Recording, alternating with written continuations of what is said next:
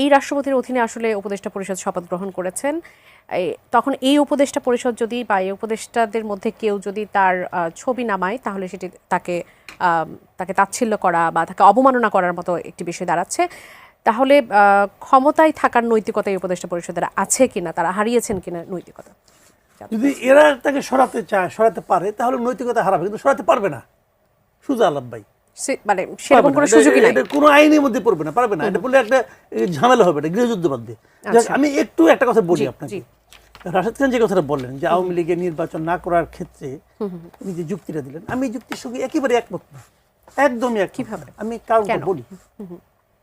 বিষয় হলো আওয়ামী লীগ যে গণহত্যা চালাইছে, যে লোককে মারছে 1500 নাকি 1000 আমি জানি না, কারণ জাতিসংঘ বলে 1500, গভর্নমেন্ট বলে প্রায় 1000, গভর্নমেন্ট কিন্তু 1000, হ্যাঁ প্রায় 1000 বলে।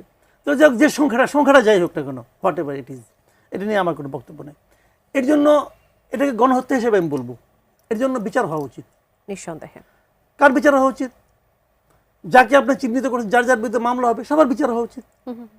আপনি ধরেন এই কাজটার সঙ্গে জড়িত আছে শেখ হাসিনা, তার মন্ত্রী পরিষদ, অথবা তার আগের মন্ত্রী পরিষদ, অথবা তার আগের মন্ত্রী পরিষদ। তার মানে 2014 থেকে শুরু করে 2024 পর্যন্ত এই প্রত্যেকটা মন্ত্রী পরিষদের সদস্যের বিরুদ্ধে আপনি মামলা করেন।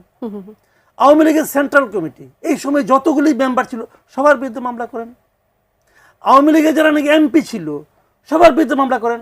আওয়ামী লীগের যারা এমপি হতে চেয়েছিল, নমিনেশন পেপার কিনেছিল, সবার বিরুদ্ধে মামলা করেন।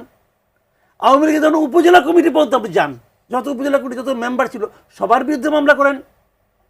মামলায় ঠিক হবে যে সে অপরাধী কি অপরাধী না, অপরাধ করেছে কি করে নাই, খেয়াল করেন। এবং সেই সংখ্যাটা কত হবে? যদি এই সবগুলি আপনি যোগ করেন 1 লাখ হবে না। ধরলাম 1 লাখ না, 2 লাখ, ধরলাম 5 লাখ, ধরলাম 10 লাখ হয়েছে, ধরলাম 10 লাখ হয়েছে।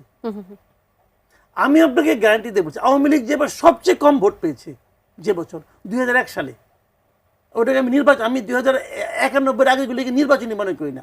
এমনকি 73 যে ইলেকশন হয়েছে নাকি শেখ মুজিব করেছিল, ওটাকে আমি নির্বাচন মনে করি না। আমি 91 সাল থেকে নির্বাচন মনে করি। আওয়ামী লীগ সবচেয়ে কম ভোট পেয়েছে 2001 সালে। সেইবার তারা 2,28,00,000 ভোট পেয়েছে। আমি ধরলাম এর মধ্যে আপনার ধরেন মানে আওয়ামী লীগের কুশাসন, অনেক ভোট কমে গেছে। আবার এদিকে ভোটার ভোটার বাড়ছে। তো ঘরে হরে ধরে মনে করেন আপনার 2 কোটি লোক এখন আওয়ামী লীগকে ভোট দেয়। তার মধ্যে মনে করেন 1 কোটি লোক ফ্লোটিং। মানে কি, তারা আওয়ামী লীগ ভালো করলে ভোট দেয়, নাহলে ভোট দেয় না। কিন্তু আমি আপনাকে চ্যালেঞ্জ দিয়ে বলি, এই দেশে মিনিমাম